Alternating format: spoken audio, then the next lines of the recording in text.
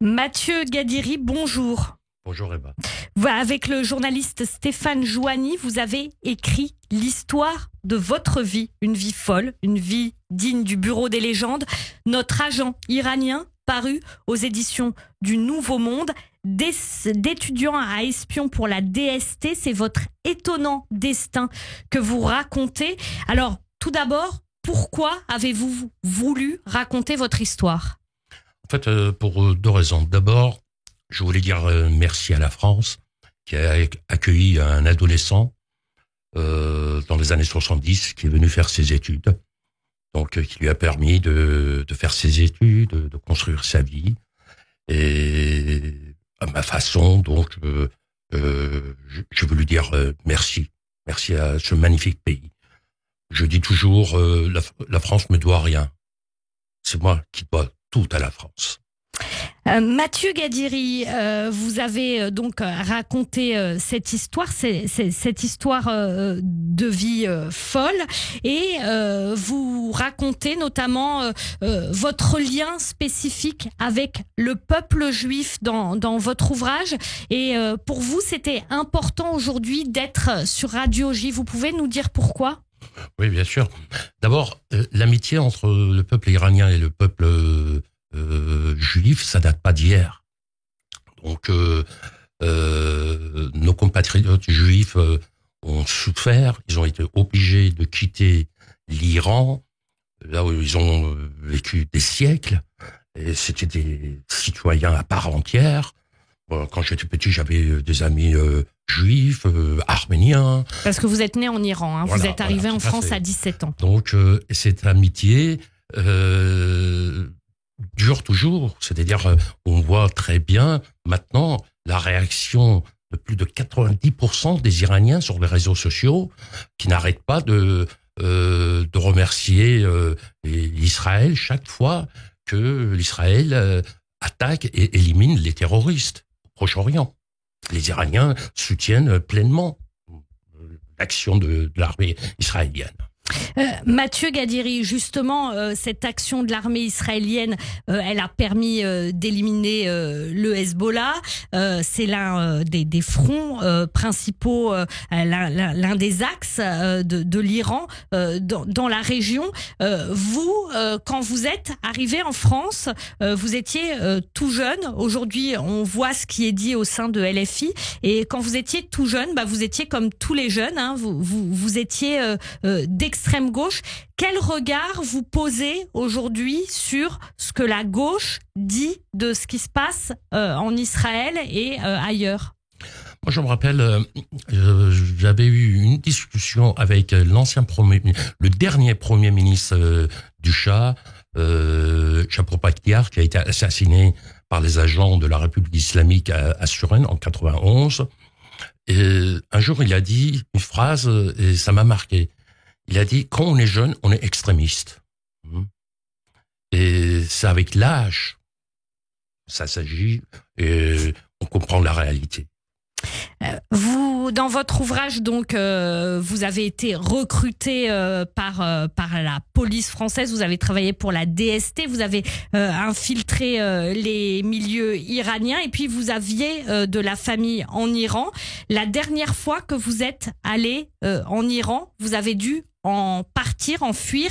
Comment ça s'est passé pour vous ? Vous étiez déjà policier, vous étiez déjà à la DST et vous travailliez déjà sur ce type de réseau. Comment s'est passée votre fuite ? En fait, c'était quand ? La dernière fois, c'était en 2018 et j'étais, je venais de rentrer de Bulgarie, là où j'ai passé 4 ans comme officier de liaison de la police nationale, et je suis allé en Iran parce que j'envisageais de travailler pour Renault en Iran, qui voulait ouvrir, créer une ou deux usines en Iran.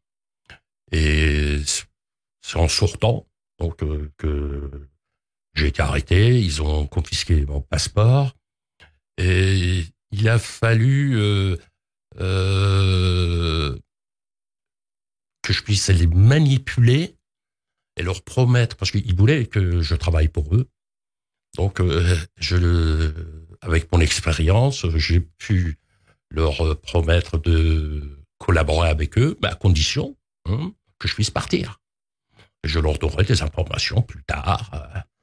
Et d'ailleurs, quand ils m'ont accompagné à l'aéroport, ils ont dit, on ne sait pas si on fait bien de vous laisser partir, mais on prend le risque.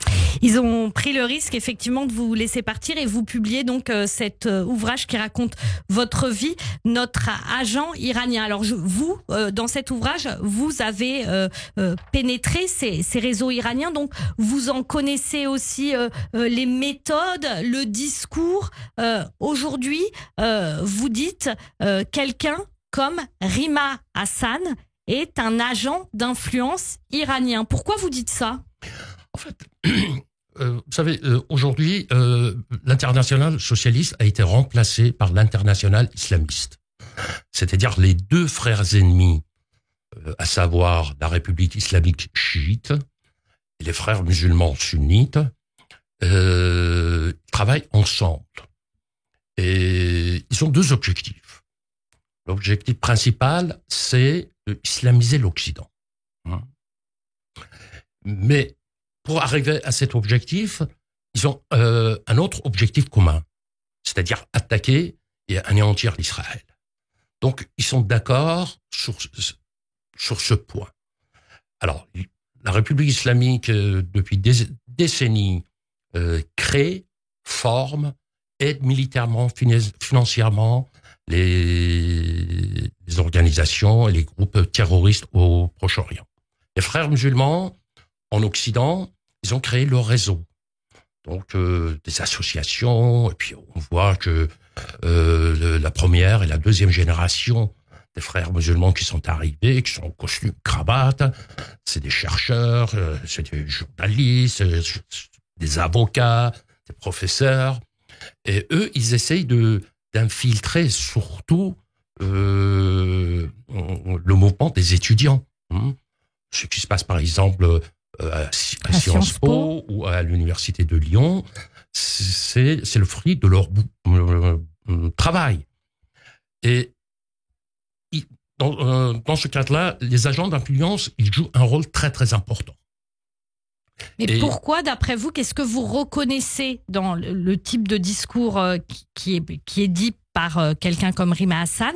Vous avez dit c'est un agent d'influence, donc qu'est-ce qu'elle dit qui vous fait penser que c'est un agent d'influence? Nous avons deux sortes d'agents d'influence. Il y a les idiots utiles, et puis ceux qui sont vraiment des agents d'influence qui font ça par conviction. Alors, quand on soutient un groupe terroriste comme Hamas, quand on part pas ou on se tait avec ce qui se passe en Iran, avec le mouvement liberté en Iran, on devient un agent d'influence. C'est-à-dire, on devient le porte-parole de la République islamique. On devient le porte-parole des frères musulmans. Rima Hassan, elle, quand elle se défend, elle dit « Mais moi, je soutiens pas le Hamas. J'explique pourquoi ils ont fait ça. » Alors, minimum, c'est un idiot utile. Maximum, moi, je dirais que c'est un agent d'influence, parce qu'il fait ça par conviction. Alors, soit c'est l'un, soit c'est l'autre. Alors, qu'elle s'explique clairement. Vous avez consacré une grande partie de votre vie à ça, effectivement, à travailler pour la France, pour infiltrer ces réseaux en Iran. Et qu'est-ce que vous retenez de toutes ces années? Si vous aviez une anecdote rapidement à nous raconter sur toutes ces années que vous avez passées au sein de la police, au sein de la DST. En fait...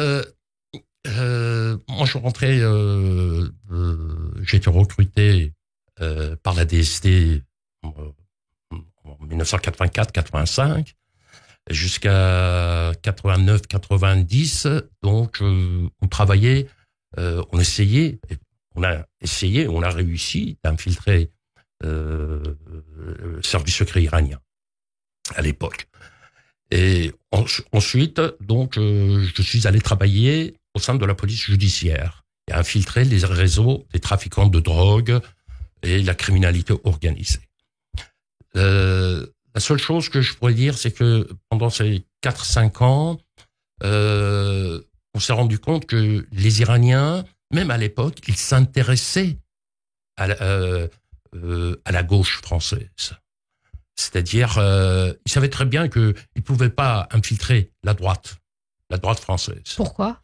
Pour la simple raison que eux, ils ont des principes. Je ne veux pas dire que la gauche, en général, n'a pas de principes. Il y a un côté internationaliste aussi voilà, dans la gauche. C'est-à-dire, la droite française, pour elle, c'est très important, la France et les intérêts français.